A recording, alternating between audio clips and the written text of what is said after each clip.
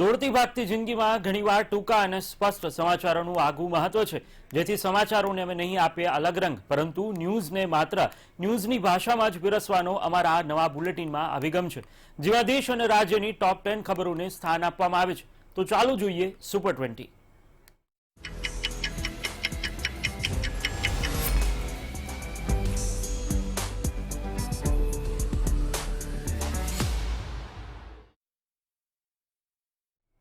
समाचार की शुरुआत करिए राष्ट्रना महत्वना समाचारथी। तो रिजर्व बैंक ऑफ इंडियाए रेपो रेट 4% और रिवर्स रेपो रेट 3.5% यथावत राख्यो छे, ज्यारे जीडीपी ग्रोथनुं अनुमान 9.5% रखायुं छे। भारतीय रिजर्व बैंकनी मॉनिटरी पॉलिसी कमिटीनी दर 2 महीने थनारी 3 दिवसीय समीक्षा बैठक आज पूरी थई छे। रिजर्व बैंके नीतिगत दरोमां कोई फेरफार कर्यो नथी। तो आरबीआई गवर्नर शशिकांत दासे कह्युं हतुं के मॉनिटरी पॉलिसीए नक्की कर्युं हतुं के व्याज दरमां कोई फेरफार न करवामां आवे। आरबीआई अगाऊ 4 एप्रिले पण रेपो रेट और रिवर्स रेपो रेट में कोई पण फेरफार कर्यो न हतो। रिवर्स बैंकना गवर्नर शुक्रवारे नाणाकीय नीतिनी समीक्षानी जाहेरात करता कह्युं हतुं के बैंकोना माध्यमथी आ सेक्टरने राहत आपवामां आवशे। 15,000 करोड़ रूपियानी केशनी व्यवस्था बैंकोने अपाशे। आनाथी bank, hotel, tour operator, restaurant, private bus operator वगैरेने सस्ती लोन आपी शकाशे। लोन धारकोनी मुश्केली यथावत छे। आरबीआईए फरी रेपो रेट यथावत राख्यो छे।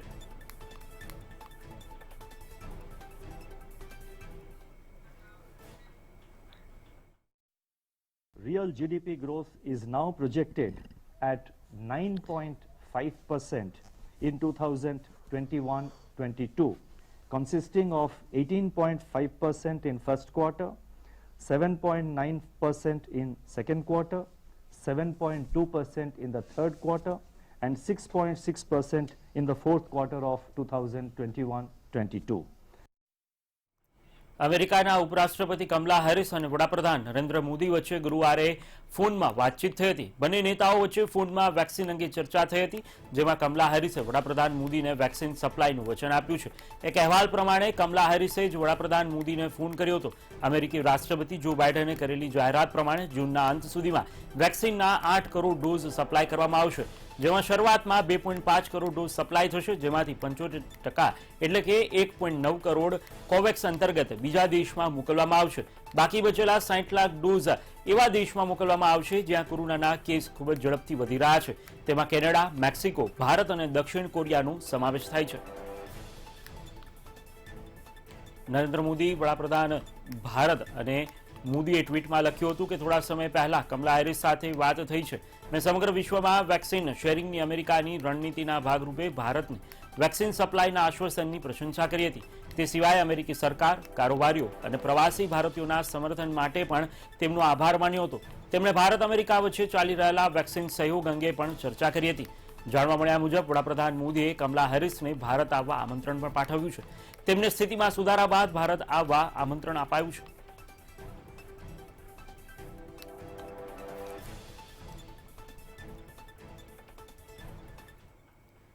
एक तरफ कोरोना महामारी और बीजी तरफ तबीबों साथे थई रहेलो अन्याय ने पगले गुजरातना पाड़ोशी राज्य में हाहाकार मची गयो छे।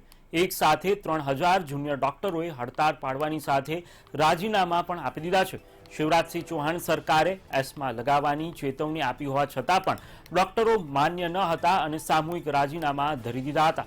मध्यप्रदेश हाईकोर्टे पोतानी विविध मांगणीओने लईने 3 दिवस पहला हड़ताल पर उतरेला 6 सरकारी मेडिकल कॉलेजना जूनियर डॉक्टर्सने गुरुवारे 24 कलाकमां काम पर पाछा फरवानो आदेश आप्यो हतो। कोर्टना आदेशने गणतरीना कलाकोमां ज आशरे 3000 जूनियर डॉक्टर्से सामूहिक राजीनामुं आपी दीधुं हतुं। पीजी करी रहेला जूनियर डॉक्टर्सने 3 वर्षमां डिग्री मळे छे, ज्यारे के 2 वर्षमां डिप्लोमा मळे छे। मध्यप्रदेश हाईकोर्टना निर्णयने પડકારવા તેઓ ટૂંક સમયમાં જ સુપ્રીમ કોર્ટના બારને ટકોરા મારશે। તેમણે મેડિકલ ઓફિસર્સ એસોસિએશન અને federation of resident doctors association તેમના સાથે હોવાની માહિતી આપી છે। જો કે તબીબો ઝૂકવાના મૂડમાં નથી અને સરકાર એક્શન લે તે પહેલા જ રાજીનામા ધરી દીધા હતા। पूरे 3,000 डॉक्टरों ने दे दिया है मध्य प्रदेश के इस्तीफा। ग्वालियर के जो 330 जुड़ा थे जूनियर डॉक्टर उन्होंने भी दे दिया है साथ में। और ये 4 दिन हो गए और उसके बाद भी हमें उनकी 4 सूत्री मांग समझ में नहीं आई कि कौन सी 4 सूत्री मांग उन्होंने पूरी की है। देश में आ समय कोरोना महामारी उपरांत વધતી મોંઘવારીને લઈને હાહાકાર મચ્યો છે। પેટ્રોલ અને ડીઝલના દરરોજ વધતા ભાવ અને લોકડાઉનમાં મોંઘા ફળ અને શાકભાજીએ કમર તોડી નાખી છે. આ દરમિયાન છત્તીસગઢ સરકારમાં 3 વાર મંત્રી રહેલા ભાજપના ધારાસભ્ય બ્રિજમોહન અગ્રવાલે વધતી મોંઘવારીને લઈને શરમજનક નિવેદન આપ્યું છે. બ્રિજમોહન અગ્રવાલે કહ્યું છે કે જેમને મોંઘવારીની સમસ્યા લાગી રહી હોય તે ખાવા પીવાનું છોડી દે અને પેટ્રોલ ભરાવાનું પણ છોડી દે. એટલું જ નહીં, કોંગ્રેસ પર નિશાન સાધવાના ચક્કરમાં વાણીવિલાસ કરતા બ્રિજમોહન અગ્રવાલે કહ્યું કે હવે કોંગ્રેસને વોટ આપનારા એવું કરશે તો મોંઘવારી ઓછી થઈ જશે. બ્રિજમોહનના નિવેદન પર રાજ્ય કોંગ્રેસ પ્રવક્તા સુશીલ આનંદ શુક્લાએ ટ્વીટ કરીને કહ્યું, જોયું ભાજપ ધારાસભ્યની બેશરમી ભરેલી સલાહ. જનતા ખાવા પીવાનું બંધ કરે, પેટ્રોલ ડીઝલનો ઉપયોગ બંધ કરી દે તો મોંઘવારી ઓછી થઈ જશે.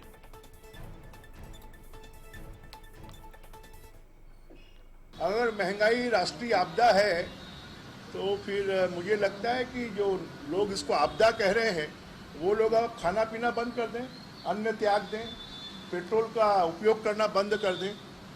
तो खाली मुझे लगता है कि अगर कांग्रेसी और कांग्रेस को वोट देने वाले लोग ये कर देंगे तो महंगाई कम हो जाएगी.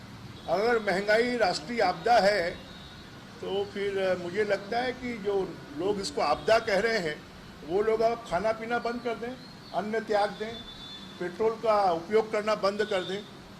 तो खाली मुझे लगता है कि अगर कांग्रेसी और कांग्रेस को वोट देने वाले लोग ये कर देंगे तो महंगाई कम हो जाएगी. હરિયાણા, હિમાચલ અને યુપી બાદ હવે રાજસ્થાને પણ ધોરણ 10 અને 12ની પરીક્ષાઓ રદ કરી દીધી છે. રાજસ્થાન સરકારે કેબિનેટની બેઠકમાં આ નિર્ણય લીધો છે.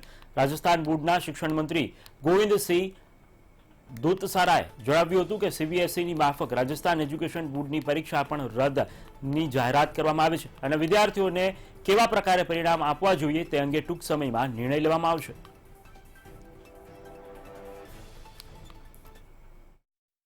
कि राजस्थान माध्यमिक शिक्षा बोर्ड की 10वीं और 12वीं की परीक्षाएं कैंसिल की जाती हैं और जो माध्यमिक शिक्षा निदेशक और माध्यमिक शिक्षा बोर्ड के और शिक्षा विभाग के अधिकारी मिलकर के 10वीं और 12वीं के बच्चों की मार्किंग कैसे होगी इसके बारे में जल्दी ही तय करेंगे. और जो शैक्षणिक सत्र है वो 7 जून से शुरू होगा. जितने प्रतिशत लॉकडाउन खुला है उसी हिसाब से टीचर्स को बुलाए जाएंगे. ગૂગલ સર્ચ એન્જિન પર ગુરુવારે બનેલી એક ઘટના બાદ કન્નડ ભાષાઓએ ગૂગલને આડે હાથ લેવાનું શરૂ કર્યું છે અને આખરે ગૂગલે માફી માંગવી પડી છે. હકીકતે ગૂગલ સર્ચ એન્જિન પર ભારતની સૌથી બધી ભાષા કઈ છે તેવું સર્ચ કરવામાં આવે તો જવાબમાં કન્નડ લખાયેલું આવતું હતું.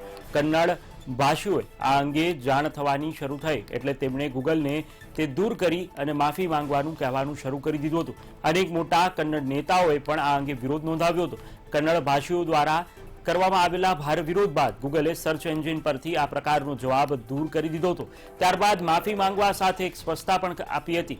ગૂગલે કહ્યું હતું કે સર્ચ હંમેશા પરફેક્ટ નથી હોતું. ઇન્ટરનેટ પર જે રીતે કોઈ કન્ટેન્ટ પરિભાષિત કરવામાં આવે છે, કોઈ સવાલોના જવાબમાં તે જ રિઝલ્ટ સામે આવી શકે છે. અમે જાણીએ છીએ કે આ આઈડિયલ નથી, પરંતુ જો એમને કોઈ ફરિયાદ કરવામાં આવે તો અમે તરત જ તેને ઠીક કરી દઈએ છીએ. અમે સતત અમારા એલ્ગોરિધમને યોગ્ય કરવા કામ કરી રહ્યા છે. જરૂરી નથી કે આ પ્રકારના રિઝલ્ટ ગૂગલના ઓપિનિયનને રિફ્લેક્ટ કરતા હોય. અમે આ ગેરસમજ અને લોકોની લાગણીને દુભાવવા બદલ માફી માંગીએ છીએ.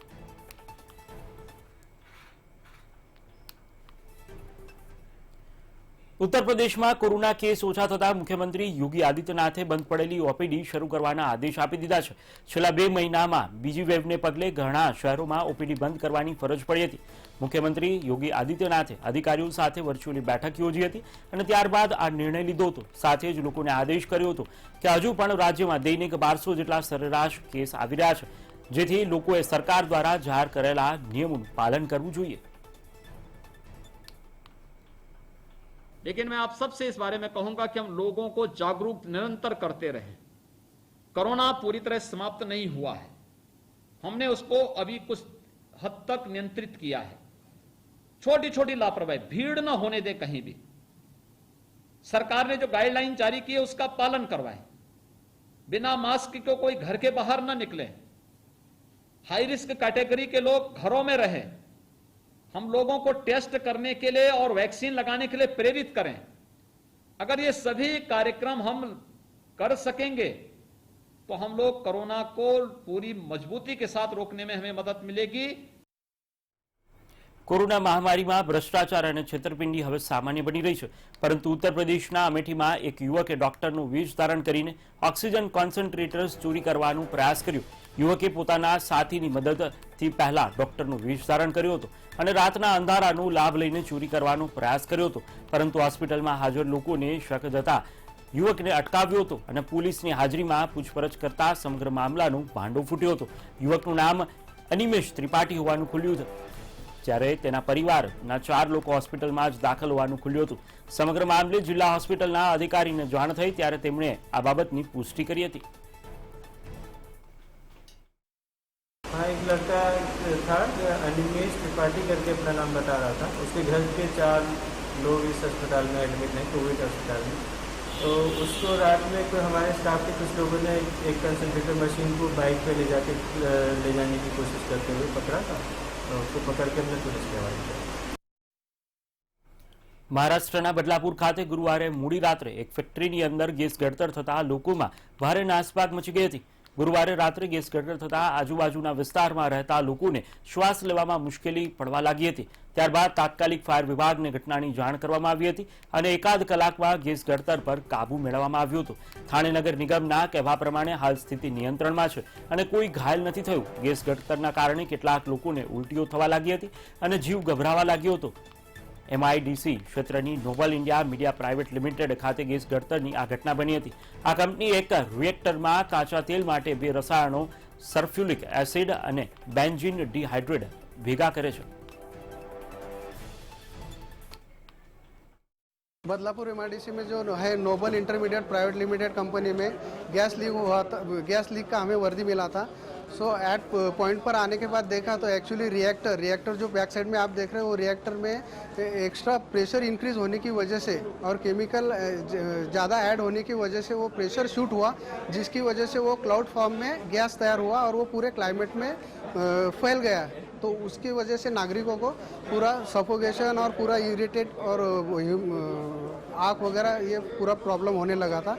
स्पॉट पे आके हमने देखा तो अभी पूरा जो पोजीशन है वो कंट्रोल में है। सो चिंता करने की कोई ज़रूरत नहीं है। ટોક્યો ઓલિમ્પિક શરૂ થવાના હવે દિવસો ગણાઈ રહ્યા છે, ત્યારે ભારત તરફથી સૌથી વધારે એથ્લેટ્સ સાથે આશરે 190 સભ્યોની મજબૂત ટુકડી ટોક્યો મોકલવામાં આવે તેવી શક્યતાઓ છે, તેમ ઇન્ડિયન ઓલિમ્પિક એસોસિએશનના પ્રેસિડેન્ટ નરિન્દર બત્રાએ જણાવ્યું હતું. કેન્દ્રીય રમતગમત મંત્રી કિરણ રિજિજુ દ્વારા ઓલિમ્પિકમાં ભાગ લેનારા દેશના ખેલાડીઓ માટે ઓફિશિયલ કિટ ખુલ્લી મૂકી તે પ્રસંગે બત્રાએ ઉપરોક્ત અપેક્ષા વ્યક્ત કરી હતી. નોંધનીય છે કે અત્યાર સુધીમાં 100 એથ્લેટ્સ ટોક્યો ગેમ્સ માટે ક્વોલિફાય થઈ ગયા છે, જેમાં 56 પુરુષો છે અને 44 મહિલાઓનો સમાવેશ થયો છે. ઇન્ડિયન ઓલિમ્પિક એસોસિએશન અપેક્ષા રાખે છે કે ગેમ્સ માટે હજુ વધુ 25 થી 35 ભારતીય ખેલાડીઓની એન્ટ્રી થઈ શકે છે, જેની શરૂઆત 23 જુલાઈના રોજ થશે. ટોક્યો ગેમ્સ માટે 50 દિવસ બાકી રહ્યા છે અને જ્યારે ક્વોલિફિકેશનની પ્રક્રિયા ખતમ થશે ત્યાં સુધીમાં દેશના ક્વોલિફાય એથ્લેટ્સની સંખ્યા 125 થી 135 થઈ જશે.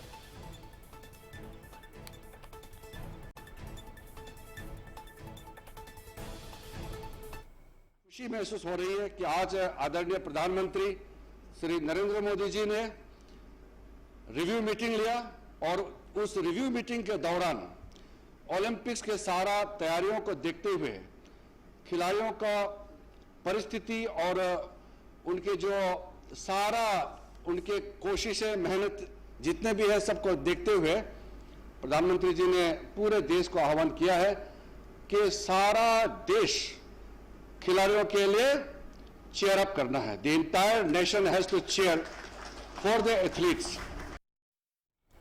રાષ્ટ્રીય ખબરો બાદ હવે નજર કરીએ રિજનલ ખબરો પર. સુરત શહેરમાં વાતાવરણમાં પલટું જોવા મળ્યું છે. વહેલી સવારથી જ વાદળછાયું વાતાવરણ જોવા મળ્યું હતું. સુરતનું લઘુત્તમ તાપમાન 27 ડિગ્રી પહોંચી ગયું છે, તો દક્ષિણ ગુજરાતમાં વિવિધ વિસ્તારોમાં છૂટાછવાયા ઝાપટા પડ્યા છે.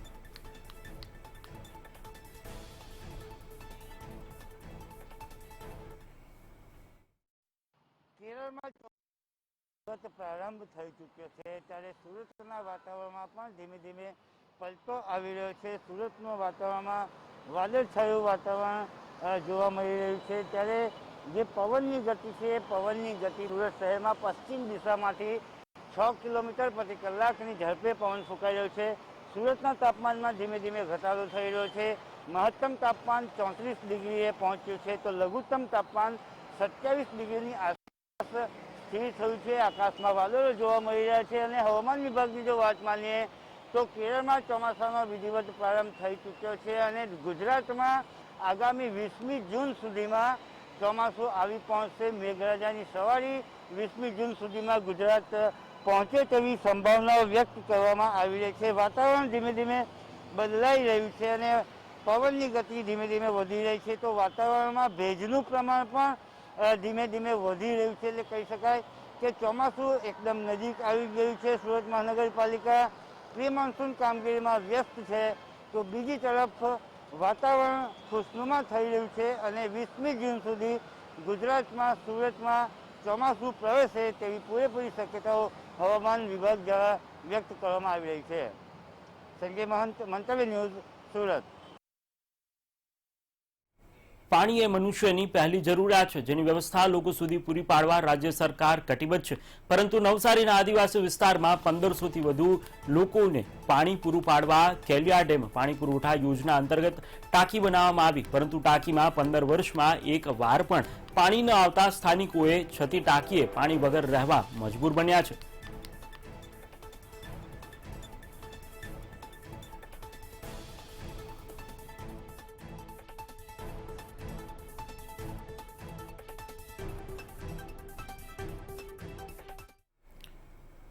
સુરત મહાનગરપાલિકાની સ્થાયી સમિતિની બેઠકમાં મહત્વનો નિર્ણય કરવામાં આવ્યો છે। સુરતની સોસાયટીઓમાં હવે ડામરના બદલે કોન્ક્રીટ રોડ બનાવવામાં આવશે। મહત્વનું છે કે સીસી રોડ વધુ સમય સુધી ચાલે તેવા હોય છે। મનપાની સ્થાયી સમિતિનો મહત્વનો નિર્ણય સામે આવ્યો છે, જેની અંદર સુરત મનપાએ હવે ડામરના બદલે સીસી રોડ બનાવવાનો નિર્ણય લીધો છે।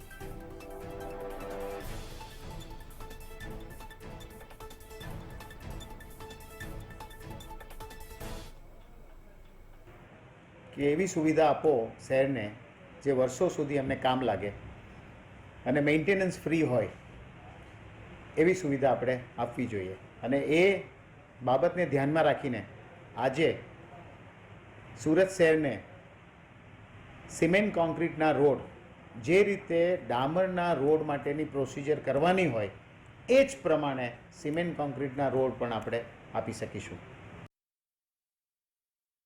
સુરેન્દ્રનગરમાં વેક્સિનેશન કાર્યક્રમનો પ્રારંભ કરાયો છે, પરંતુ અર્બન સેન્ટરોમાં ધીમી ગતિએ વેક્સિનેશન કામગીરી થતી હોવાનું સામે આવી રહ્યું છે। મહત્વનું છે કે 18થી 44 વર્ષની વયના લોકોનું રજીસ્ટ્રેશન પ્રમાણે ઓછું નોંધાયું છે, જેના કારણે અર્બન હેલ્થ સેન્ટરમાં વેક્સિનેશનને લઈને લોકોની પાંખી હાજરી જોવા મળી હતી।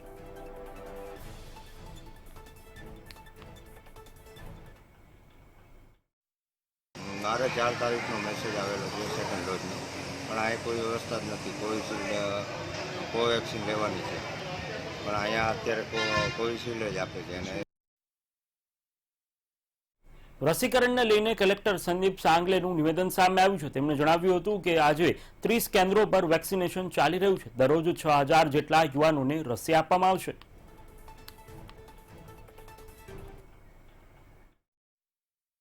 રૂરલ વિસ્તાર માટે, ખાસ કરીને શહેર માટે 18થી 45 વર્ષના યુવાનો માટે વેક્સિનેશન અગાઉથી ચાલુ થયું છે। આજથી 18થી 45 જે યુવાનો છે ગ્રામ્ય વિસ્તારના એમને પણ વેક્સિનેશનની કામગીરી શરૂ થઈ છે અને મને જણાવતા આનંદ થાય છે કે એને ખૂબ જ સારો એવો રિસ્પોન્સ ફિલ્ડમાં મળી રહ્યો છે। આજે 30 જેટલી સેન્ટર્સ ઉપર યુવાનો માટે સ્પેશિયલી વેક્સિનેશનની સુવિધાઓ ઊભી કરવામાં આવેલ છે। 45થી વધારે ઉંમરના વ્યક્તિઓ માટે અન્ય 20 સેન્ટર્સ ઉપર આપણે વેક્સિનેશનની કામગીરી કરી રહ્યા છીએ।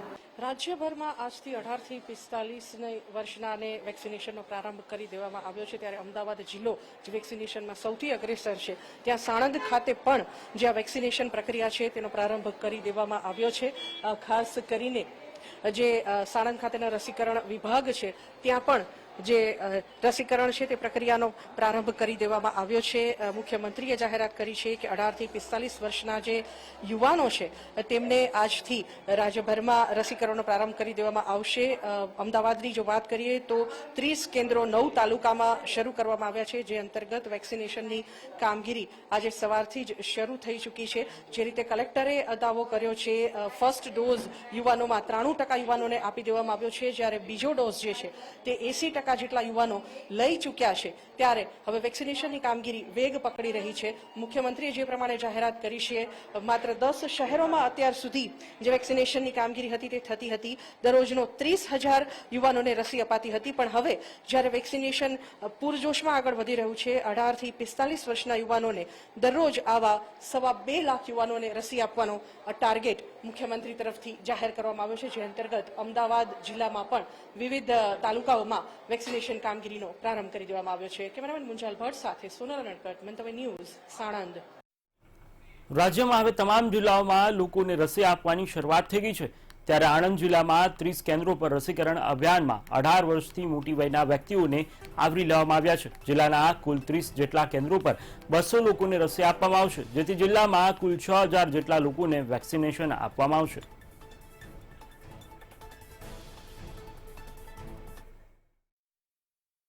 આણંદમાં પણ આજથી વેક્સિનેશનનો પ્રારંભ થયો છે. 18 વર્ષથી ઉપરની વયના તમામ લોકોને આવરી લેવામાં આવશે.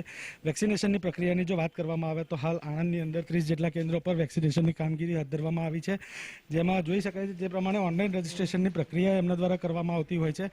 ત્યારબાદ કેવી રીતના તમામ પ્રોસિજર થતી હોય છે જાણીશું. અહીંયાના જે નર્સ એક ઉપસ્થિત છે આપણી પાસે, તેમની પાસેથી. જે આજે વેક્સિનેશનની પ્રક્રિયાનો પ્રારંભ કરવામાં આવ્યો છે આણંદમાં, શું કહેશો? આણંદમાં કુલ 30 જેટલા સેન્ટરો પર કોવિડની 18 વર્ષથી 45 વર્ષ સુધીના વેક્સિનનું સ્ટાર્ટ કરવામાં આવ્યું છે. 30 જેટલા એમાં દરરોજમાં 200 ડોઝ આપવામાં આવે છે. એમાં ઓનલાઈન રજિસ્ટ્રેશનથી કરવામાં આવે છે. ઓનલાઈન રજિસ્ટ્રેશન કરશો એટલે તમારામાં OTP આવશે. એમાં તમે ટાઈમિંગનો સ્લોટ નક્કી કરી શકશો કે ભાઈ 9 વાગ્યાથી 6 વાગ્યા સુધીનો ટાઈમિંગ હોય છે. એનામાં તમે સ્લોટ નક્કી કરી શકો કે ભાઈ હું આ ટાઈમે અહીં આગળ આ વેક્સિનેશન સેન્ટર પર વેક્સિન માટે જઈશ. એમ કરીને 6000 રોજના 6000 વ્યક્તિઓને આવરી લેવામાં આવશે.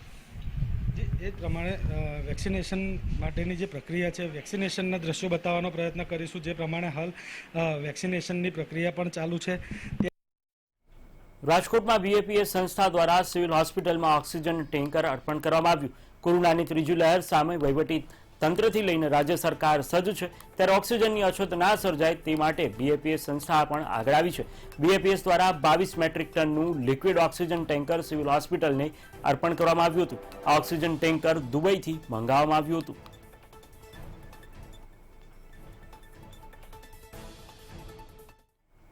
રાજ્યના તમામ જિલ્લાઓમાં આજથી 18 થી 44 વર્ષના લોકોનું રસીકરણ શરૂ કરવામાં આવ્યું છે. ત્યારે અરવલ્લી જિલ્લાની અંદર પણ 15 સેન્ટર પર રસીકરણ શરૂ કરવામાં આવ્યું હતું. તો 15 કેન્દ્રો પર 3000 લોકોને રસી અપાશે. મહત્વનું છે કે મોડાસાના બોલુન્દ્રા પ્રાથમિક આરોગ્ય કેન્દ્ર પર ફાળવેલ 200 વેક્સિન ડોઝનો સ્લોટ કલાકોમાં જ બુક થઈ ગયો હતો. તો રસીકરણને લઈને ગ્રામ્ય પંથકના લોકો પણ હવે જાગૃત બન્યા છે.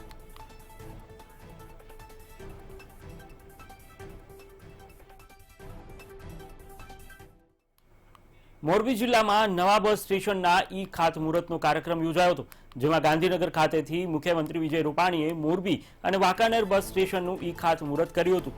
મોરબી ખાતે બસ સ્ટેશનના ખાતમુહૂર્તના પ્રસંગે પ્રભારી મંત્રી સૌરભ પટેલ તેમજ વાંકાનેર ખાતે પશુપાલન અને પાણી પુરવઠા પ્રધાન કુંવરજીભાઈ બાવળિયા ઉપસ્થિત રહ્યા હતા.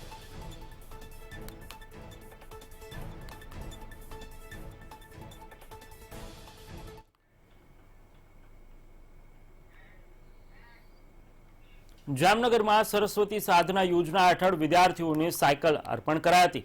શહેરની GS કન્યા વિદ્યાલયમાં સાયકલ વિતરણનો કાર્યક્રમ યોજાયો હતો, જેમાં રાજ્યમંત્રી ધર્મેન્દ્રસિંહ જાડેજાના હસ્તે વિદ્યાર્થીઓને સાયકલ અર્પણ કરવામાં આવી હતી. યોજના અંતર્ગત 187 વિદ્યાર્થીઓને સાયકલ વિતરણ કરવામાં આવી હતી. કાર્યક્રમમાં જામનગરના મેયર, શહેર ભાજપ પ્રમુખ સહિતના હોદ્દેદારો ઉપસ્થિત રહ્યા હતા.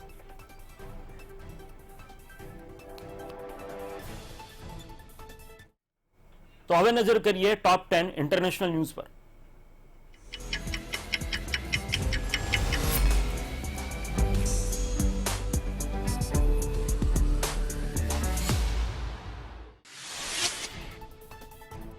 અમેરિકાના રાષ્ટ્રપતિ જો બાઇડન સાથે યુકેના ક્વીન એલિઝાબેથ દ્વિતીય પહેલીવાર મુલાકાત કરશે. 13મી જૂને આ મુલાકાત ગોઠવાઈ છે. ઇઝરાયલ વિરુદ્ધ વિશ્વભરમાં રેલીઓનો દોર યથાવત છે. પેલેસ્ટાઇનની તરફેણમાં અને ઇઝરાયલમાં યુદ્ધ અપરાધનો ખટલો ચલાવવાની માંગ સાથે રેલીઓ થઈ રહી છે. પેરિસ આવી રહેલા એર ફ્રાન્સના વિમાનમાં બોમ્બ હોવાની ધમકી મળતા અફડાતફડી મચી ગઈ. જો કે સર્ચ ઓપરેશનમાં પ્લેનમાંથી કશું જ મળ્યું નહોતું. બ્રિટનમાં વધુ એક વખત કોરોનાનો નવો સ્ટ્રેન માથું ઊંચકી રહ્યો છે. છેલ્લા 24 કલાકમાં બ્રિટનમાં 5274 નવા કેસ નોંધાયા છે. માર્ચથી અત્યાર સુધીમાં સર્વાધિક છે. અમેરિકા હવે સંપૂર્ણ વેક્સિનેશન પર પહોંચી રહ્યું છે. ત્યારે બાઇડને જાહેરાત કરી છે કે અમેરિકા નજીકના ભવિષ્યમાં વેક્સિનના 8 કરોડ ડોઝ વિશ્વના અલગ અલગ દેશોને મોકલશે. જાપાનમાં ઓલિમ્પિક જેમ નજીક આવતો જઈ રહ્યો છે તેમ સમસ્યા એટલી જ વધી રહી છે. ટોક્યો ઓલિમ્પિકમાં ભાગ લેનારા 80,000 સ્વયંસેવકમાંથી 10,000એ પોતાના નામ પરત ખેંચ્યા છે.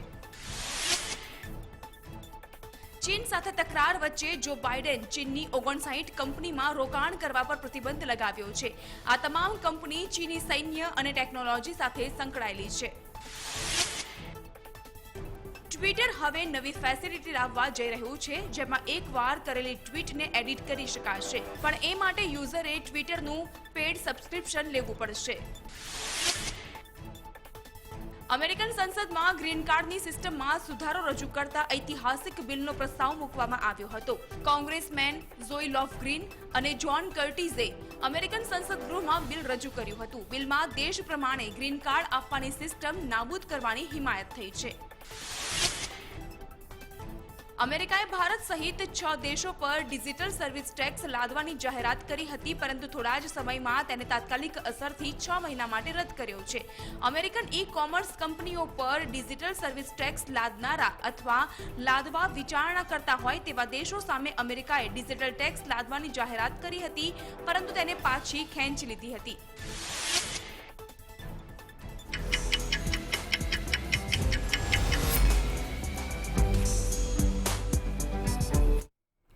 તો હાલ સુપર 20 ન્યૂઝમાં અત્યારે બસ આટલું જ. રાત્રિના 10:30 વાગે નવા અપડેટ સાથે સુપર 20 જોવાનું ચૂકશો નહીં. અત્યારે વધુ સમાચાર માટે આપ જોઈ શકો છો અમારી વેબસાઇટ www.mantavinews.com. નમસ્કાર.